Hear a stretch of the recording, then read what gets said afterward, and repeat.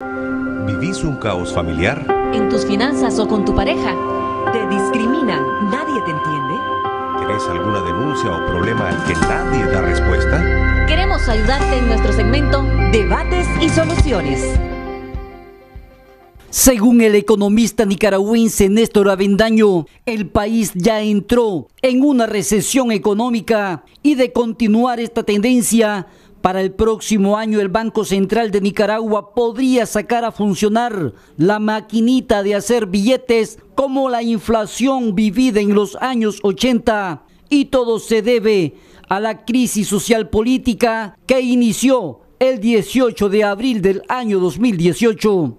A esto se agrega una ley aprobada en el Comité de Relaciones Exteriores del Senado de Estados Unidos, que dicen es fusión de dos leyes, la NICA Act popular allá hace un poco más de un año y la Magnitsky hecha para Nicaragua. Como economista les diré, eso me preocupa mucho y que nos podría llevar, después de esta recesión económica nacional, a una depresión económica nacional en 2019. ¿Esto qué significa en el buen nicaragüense? Nicaragua no tendrá acceso a recursos de la cooperación oficial para el sector público, se paralizaría la inversión pública, las donaciones europeas principalmente hacia Nicaragua corren el riesgo de suspenderse. Se ha instruido al FMI, según esta ley, a que hable con los principales donantes europeos para alinear la política de cooperación hacia Nicaragua con estas dos leyes. O sea, la única ayuda que vendrá a Nicaragua es ayuda humanitaria y asistencia técnica. Sumado al existente ejército de desocupados antes de la crisis social política de abril, próximamente miles se sumarán al triste y doloroso panorama de desempleados. De acuerdo con Consultores para el Desarrollo Empresarial, que es la firma que yo presido, estimamos que alrededor de unos 185,000 puestos de trabajo van a ser destruidos este año. Ustedes han escuchado varios números. O sea, más todavía pues, de lo que... No, menos, porque hay entidades investigativas, centros de pensamiento, que nos dicen que van a destruirse 250,000, 300,000. Tal vez eso sea el número de despedidos, pero no de desempleados o de puestos de trabajo destruidos. Creo que este es el segundo problema económico después de la fuga de depósitos más importante en la economía este año. Mi estimación hasta el 30 de septiembre es que del país se han ido alrededor entre 830 a 850 millones de dólares de los depósitos en moneda extranjera. Los depósitos en Córdoba no hay problema. ¿Por qué? Me diría yo. El Banco Central emite córdobas, pero el Banco Central no emite dólares. ¿Y cuál es la importancia de 820, 830 millones de dólares en fuga? Eso equivale a 21 días de producción de bienes y servicios de este país. 21 días menos. Esa es la importancia. Pero en su discurso el presidente Ortega dijo que prácticamente el país se sostendrá con la economía doméstica. El señor presidente de la República conoce muy bien que ningún país en el mundo ha crecido y progresado sobre la producción agrícola. Entonces, ¿cómo se le ocurrió decir esto? Digo yo, ¿verdad? El señor presidente sabe que solamente se puede desarrollar y progresar económicamente hablando sobre los procesos industrializados de la producción agrícola, o sea, generar ese mayor valor agregado a la producción. Es ahí donde está la salida económica de este país, pero no revertir el discurso y decir sobre el sector informal vamos a crecer. Eso a ningún economista a los políticos se les ocurren todas las cosas, pero un economista no puede decir eso. Un paro nacional sería como el tiro de gracia a nuestra tambaleante economía. El 20% de los ocupados se va feliz un día más de vacaciones y pagada, ¿verdad? No es ni a cuenta de vacaciones, te vas de vacaciones y pagado tu salario. Pero ¿qué hace ese gran grupo de personas, el mayoritario grupo de personas, que todos los días tiene que buscar cómo subsistir con su familia. Esos son el 80% de los ocupados que trabajan en empresas que no llevan registros contables. Y en un día de paro nacional, ¿cómo hará esa gente? Tiene que salir a buscar que hacer algo para poder llevar por lo menos el alimento para la familia.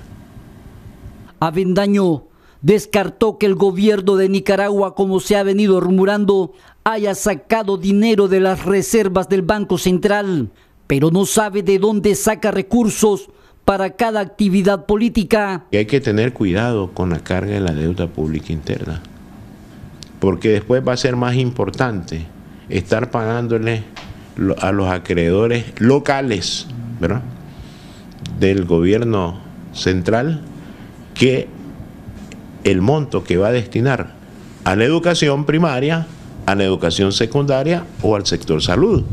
Hay que ponderar muy bien ese endeudamiento, porque puede provocar más protestas populares como las que conocemos hasta el día de hoy. Lo cuestionable es que los trabajadores del Estado no cumplen con toda la jornada laboral. Con cámara de Larry Pérez Orozco, José Abraham Sánchez, Acción 10. Gracias, José Abraham Sánchez. Y la situación no es nada alentadora. Se habla ya incluso de que no son 250.000 los desempleados, sino 350.000 nicaragüenses que actualmente no tienen un empleo formal y que están buscando la manera de sobrevivir. ¿Cómo entonces dinamizar la economía y tratar de levantar la economía de un país cuando existe tanto desempleo, cuando no hay mucha inversión, cuando el turismo ha caído grandemente y sobre todo cuando también se está convocando, se está queriendo convocar, presionar al Consejo Superior de la Empresa Privada para un cuarto paro nacional? Así como lo decía el economista Avendaño, efectivamente pues esto traería consecuencias, sobre todo para ese sector informal, esas pequeñas empresas que ante un eventual paro pues estarían sufriendo grandes consecuencias económicas y tienen que buscar cómo recuperar lo que invierten, y sobre todo ahora la lucha de muchos nicaragüenses es cómo sobrevivir. Vamos a hablar de estos temas, de la viabilidad del paro nacional, si es viable o no. Vamos a hablar también sobre lo que podría significar la aplicación de la NICAD en nuestro país y muchos otros tópicos con un economista que ya nos acompaña hoy día, Jelsin. Así es, el invitado de hoy es economista, periodista Luis Núñez, a quien le damos la bienvenida y a quien agradecemos, por supuesto, estar acá con nosotros. Ya en reiteradas ocasiones hemos abordado en este mismo segmento Debates y Soluciones el tema de la economía nicaragüense. ¿Por qué? Porque es necesario. Es el tema principal que los nicaragüenses hoy en día están tratando y es el día a día, el pan del día a día del nicaragüense, porque está pendiente de lo que va a suceder. Como dije, bienvenido, y yo inicio preguntándole hoy por hoy cuál es el panorama económico de Nicaragua. Mucho se habla de colapso, de recesión. ¿Qué término podemos aplicar a la realidad actual? Bueno, buenos días, gracias Jocelyn. Bienvenido. Jelsin, gracias por la oportunidad. Son términos duros: colapso, recesión, son términos bastante duros, pero estamos a las puertas de eso, y el problema es que esto lo ha sido provocado precisamente por la crisis política. O sea, el doctor Avendaño hace una valoración realmente de cómo está la situación bastante completa, pero recordemos que esto se origina por una crisis política. Esto no es el origen de una crisis económica. En el pasado en Nicaragua hemos tenido crisis económica que incluso el crecimiento ha llegado a un nivel casi negativo, casi punto de recesión, pero la economía ha reaccionado. En esta ocasión la situación es diferente. Aquí tenemos una crisis política que no se resuelve, una enorme presión internacional para el gobierno, una paralización de los flujos de recursos internacionales hacia Nicaragua, que podrían agudizarse todavía más el próximo año. Este año todavía estamos navegando con los recursos que ya fueron aprobados, con algunos recursos que todavía el gobierno tiene. Sin embargo, el próximo año, ¿qué? Tenemos dos leyes que ya mencionaba, dos leyes en el Senado, en el Congreso de los Estados Unidos, que pueden afectar considerablemente a la economía nicaragüense. Muchos dicen que estamos afectados, pero no es que vamos a quedarnos así. La afectación con estas leyes sería todavía mayor. Ahora, claro, por supuesto. Tenemos 300, dice el Banco Central reconoce 119.000 personas que han dejado de cotizar.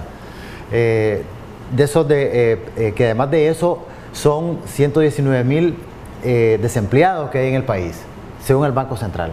Si el Banco Central reconoce eso, otros economistas dicen que son alrededor de 350.000.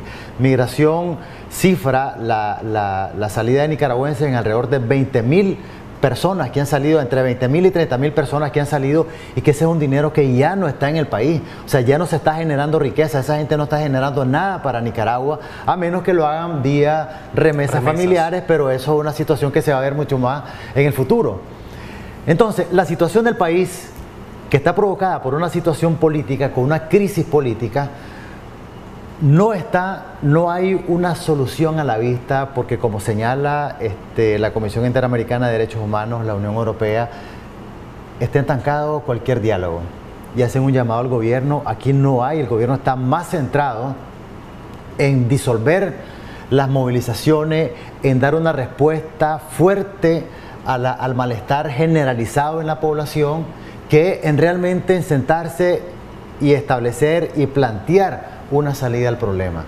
Aquí tenemos un ciclo agrícola, ahorita ya está saliendo la cosecha de primera, todavía los mercados están relativamente abastecidos, los precios suben, bajan, pero en rangos normales. Habría que ver cuál es el comportamiento realmente cuando ya tengamos los datos. El gobierno tiene cortado todos los datos a junio, algunos datos a julio, es decir, no sabemos realmente cuál es la situación real de la economía. Pero ¿quiénes deben asumir este costo que ha tenido la crisis política en nuestro país? ¿Es responsabilidad solo del gobierno, solo de la empresa privada? Porque recuerdo que a inicios de esta crisis decían algunos empresarios muy connotados, que estaban incluso dentro de la mesa del diálogo nacional, que Nicaragua y que ellos estaban dispuestos a asumir las consecuencias que todo esto tendría en materia económica. Pero al final quienes están siendo afectados son los trabajadores, tanto de instituciones privadas, que son en su mayoría, como de instituciones públicas. Solo sumo que además de asumir es encontrar una solución, porque ya no tenemos otra opción que resolverlo inmediatamente. Es que a eso me refiero, porque no pueden haber opiniones encontradas y egoístas sin pensar en la situación que está pasando el nicaragüense, el más pobre. Y es un buen punto porque, bien, la crisis estalló el 18 de abril. Por X o Y razón hubo un detonante que hizo explotar una crisis, como en cualquier parte del mundo. Argentina está convulsionada, en Europa hay un montón de protestas, México tiene una situación muy particular en cuanto a guerras entre narcos, etcétera. Es decir, Centroamérica también está, en Costa Rica acabamos de pasar una huelga. Perfecto, se dio un hecho, pero hay que resolver eso. El problema es que nosotros vamos por los 5 o 6 meses y no lo estamos resolviendo, y efectivamente quien está pagando los platos rotos de todo esto es la gran mayoría del pueblo, los pequeños empresarios, los pequeños productores, que se están viendo fuertemente golpeados. El pequeño empresario no tiene opciones, su capital de trabajo es el día a día. Y hay gente que ha perdido su casa, su vehículo, porque al quedar desempleados no pueden asumir deuda. No pueden asumir deuda, y eso también se revierte en el mismo sistema financiero, porque no está recuperando al ritmo que debería recuperar. Decía el doctor Avendaño, hablaba de casi 830 millones de dólares que están saliendo de los bancos. Es decir, es una cifra considerable. Entonces, el costo lo está pagando realmente, y aquí hablamos pueblo de Nicaragua parejo. Sí. Aquí lo está pagando sin distingo de color político, religioso, raza. Y entonces el problema, la solución efectivamente está en una gran parte del gobierno y en otra parte, digamos, llamémoslo en términos genéricos, la oposición en general. Ahí van empresarios, van grupos de oposición política, etcétera. Es decir, aquí la solución tiene que ser negociada. Aquí no hay opciones. Aquí no se van a, entre más se reprime, la gente reacciona. Y eso ha sido una constante a lo largo de la historia en todo el mundo, no solamente en Nicaragua, en todo el mundo. La represión lo que trae es más descontento. Sí. Yo quiero compartirle que hace poco una persona me comentaba y me decía: Yeltsin, llegué a un banco, no voy a mencionar el banco por cuestiones de publicidad, pero la jugada es que necesitaba cambiar tanto en sencillo, o sea, de 20 dólares. Y el gerente del banco me dijo: hermano, me da pena, pero no tengo para cambiarte. O sea, no hay dinero, los depósitos, el retiro de depósitos ha sido grande. Los bancos están en la quiebra, se podría decir, o a punto. Bueno, ya ahí sí no me aventuraría a decir realmente si están en quiebra. Recordemos que ahora una de las grandes ventajas que tiene la banca nacional es que son bancos regionales. Es decir, no solamente están en Nicaragua. Entonces eso da digamos, una protección, porque tienen también distribuido su dinero en diferentes países, y además recordemos que algunos bancos también son bancos que son, digamos, que sus sedes matrices están fuera de Nicaragua, que los dueños son de capital extranjero. Que tienen un ¿verdad? capital corporativo sólido fuera. Puede ser que Nicaragua estén efectivamente en un problema, pero realmente los bancos como tales, como grupo, o sea, se mantienen estables. Pero fuera de lo que se dice, serían precisamente la gente de los bancos, los gerentes, quienes den un informe de cómo están realmente para evitar vacilaciones. Ese es el punto, y es lo que decimos con el caso del Banco Central. El Banco Central debería salir también a calmar ya todo y decir realmente la situación es esta, y dar las cifras oficiales hasta donde se tiene que cortar. Es decir, el Banco Central corta, pero no es al día de hoy. Si no, creo que es con unos 15 días de retraso. Si quieren, creo que vamos a recibir la llamada, pero algo que causa muchísima interrogante a la población nicaragüense es lo que puede pasar, repetirse quizá el fenómeno en los 80 de la inflación, del cambio de moneda, y de que mucha gente me han contado en experiencias, personas ya mayores que vivieron esa época, que quizá vendieron sus propiedades, ahorraron en el banco, y resulta que después, cuando fueron a retirar su plata y hubo el cambio de moneda, con lo que habían ahorrado de su propiedad, solo podían comprarse quizá un plato, una taza, una cosa así. Claro. Hubo gente que hasta se suicidó. Tenemos una llamada. Buenos días. Sí, buenos días. Bienvenido, buenos días. Gracias por llamarnos. Su opinión con brevedad y respeto. Adelante, bienvenido. Sí, buenos días. Buenos días, le escuchamos. Quería participar del programa. Ya lo está haciendo, adelante. Sí, gracias por el debate que se tiene, ¿verdad? Yo le hablo de la zona norte. La verdad de las cosas es que la crisis es tanto que el gobierno solo se dedica a reprimir al pueblo, pero hay problemas serios con la sequía, los precios del café, y no se enfocan en ese tipo de problemas. La seguridad alimentaria está en riesgo. En el caso del maíz y el frijol, los precios alterados. Y no veo a nadie de funcionarios del gobierno exponiendo temas así como están ustedes.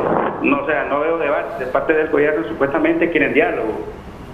Pero deberían de haber personalidades ahí también participando. Yo insto a ustedes, que son un medio veraz y objetivo, a que los llamen también, a que participen en ese tipo de mesa. Usted no se imagina la cantidad, usted no se imagina la cantidad de veces que hacemos esas solicitudes, y al igual que usted, nosotros deseáramos que funcionarios estén con nosotros acá en el set de Acción 10 en la mañana, y que usted, un amigo televidente que nos llama, pueda hacerle las preguntas a la par de nosotros, ¿verdad? No tenemos ese privilegio de tener a los honorables. Y siempre va a estar abierta la invitación. Así es. Siempre.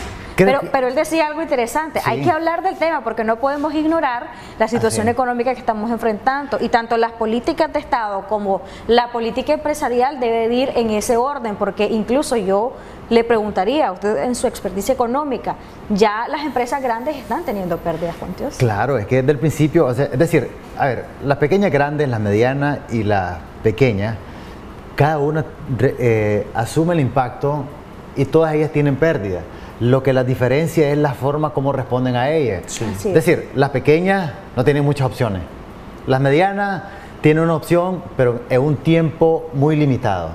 Y las grandes también tienen pérdidas, pero las pueden absorber, pero también no es por siempre. Y a veces las absorben con lo más fácil. Corro a los empleados, y yo recupero mi capital y no sigo operando. Clásico, digamos, es una respuesta clásica en todo el mundo. En todo el mundo esa es la respuesta clásica. Lo primero, personal. Nosotros vemos a la General Motors, Detroit, despidieron a miles de personas. Barack Obama tuvo que salir con un plan de emergencia para medio rescatar la industria. Tenemos una segunda llamada telefónica en este segmento. Buenos días. Brevedad, por favor, en su comentario. Sí, buenos días. Adelante. Le escuchamos. Su opinión con rapidez, por favor, para aprovechar el tiempo. Quería participar, quería agradecerles que me hayan atendido la llamada. Creo que, sin ser profesional en la economía ni en la finanza, me parece que la situación que está viviendo Nicaragua, realmente todo el mundo es en evidencia, se nota que no es una situación normal, pero es una situación que fue originada por un grupo no fue por todos los nicaragüenses. Nosotros, la mayoría de nicaragüenses no estamos de acuerdo con que la economía, a como iba funcionando, haya venido a este declive por culpa de intereses políticos de un grupo mezquino de Nicaragua. Y yo creo que deberían de haber personas, los muchachos que están preguntando, los periodistas que están ahí, deberían de no manipular tanto, no irse de viaje hacia un lado. Y según usted, ¿por qué manipulamos? Sino que porque una viejita que encontraron en la acera les dijo algo, ya ustedes lo hacen como que fuera una noticia importante y que es real. Creo que si tenemos un ejemplo específico. Bueno, se nos cayó la llamada.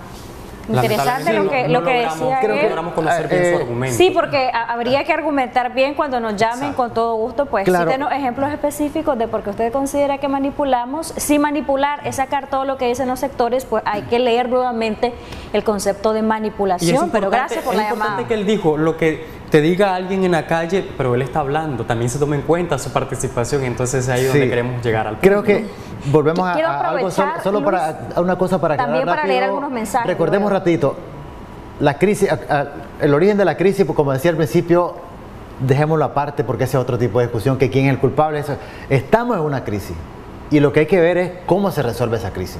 Y eso del culpable era parte de lo que decía en una de las últimas intervenciones la vicepresidenta Rosario Murillo, y decía ella de qué se quejan si fueron ellos los que provocaron esta crisis. Quiero leer algunos mensajes que van en el orden de algunas dudas sobre qué puede pasar con Nicaragua. Buenos días, debido a la situación que estamos viviendo en el país nos andan amenazando que no veamos el Canal 10 y que lo van a cortar desde su estudio. Es verdad, le escribo al departamento de Jinotega. Gracias por llamarnos, por escribirnos a todos nuestros televidentes, al televidente de Jinotega que acabo de leer su mensaje. Nosotros no tenemos ninguna información de que van a cortar la señal, esperamos que no sea así, dudamos mucho que esto sea así, pero bueno, gracias como siempre por sintonizarnos. Un llamado, nos dice otro amigo televidente, a la Alianza Cívica: seamos más conscientes porque el daño es para todos los pobres nicaragüenses, esto afecta a todos. Hola, buenos días, saludos desde Pocho Mil, pero ¿por qué se está llenando la boca ese tipo si los que provocaron la crisis en Nicaragua fueron los tranques? Entonces que paguen los tranquistas, ¿por qué culpan al gobierno? Y otro amigo televidente nos escribe por acá: buenos días, esta crisis económica es gracias a la empresa privada, no es culpa del gobierno. Hay muertos de ambos lados, entre todos podemos levantar la economía sin injerencia. ¿Cuándo se daría una devaluación del Córdoba? Nos quitan el día cuenta de vacaciones cuando hay paro y en eso no estamos de acuerdo, nos dice otro televidente. Y un último mensaje, una pregunta para el economista: si estuvieran los tranques, ¿estaríamos peor o mejor? Bueno, comenzando lo último, pues obviamente los tranques pues fueron un momento determinado, eso pues es parte de la crisis. Como decía, aquí hay mucho que discutir sobre el origen de la crisis, quién tuvo la razón, quién no tuvo la razón, quién no la tiene. El problema es que aquí tenemos un problema real, una crisis que no se ha resuelto. Es decir, nuestra economía está entrando en una etapa, en un momento, como dicen algunos, de colapso, de recesión. ¿Qué vamos a hacer en este caso? Aquí sacar culpables es otra discusión. Pero ¿estaríamos peor o mejor con los tranques? Para que le respondamos al televidente. Si hubiese aguantado 6 meses de tranque, esa es la pregunta. ¿Estaríamos realmente, cómo estaríamos ahorita con tranque? 2 meses después que se quitaron, yo preguntaría, ¿estaríamos aquí ahorita? La situación estaría mucho peor, obvio. Ya es obvio que sería mucho más complicada la situación, pero no sé si el gobierno incluso hubiera continuado en esto. Pues si la economía hubiera... recordemos que eso ha provocado una enorme cantidad de problemas económicos, pero también veamos que las economías se recuperan. 4 o 5 meses, digamos, de protesta en cualquier país del mundo, las economías reaccionan y la vida continúa. Sí. El problema es que aquí nosotros estamos empantanados, estamos estancados, nuestra economía ha sido frágil, nuestros crecimientos han sido frágiles. Ya vamos a hablar una crisis de café, por qué no hemos reaccionado, ¿verdad? Tenemos una crisis de café ahorita, por ejemplo, que los precios de café están bajando sobre un nivel psicológico de los $100. La industria del café, por ejemplo, genera alrededor de 250.000 empleos a nivel nacional, son casi 300 millones más de 350 millones de dólares, ¿verdad?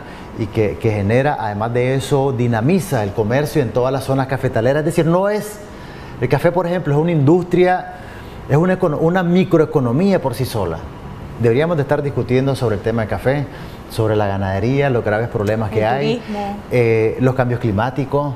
El gobierno reconoce sectores, por ejemplo, en este orden. Primero el sector transporte y luego el sector turismo. Servicio. Sector servicio es el primero que está fuertemente golpeado. La Cámara de Comercio reconocía hace 2 semanas que las afectaciones en términos de actividad económica andan por el 60% en el comercio. Se han despedido casi el 60% de empleados en ese, y es uno de los sectores más grandes, ¿verdad?, que hay. Entonces el punto es buscar soluciones a este problema.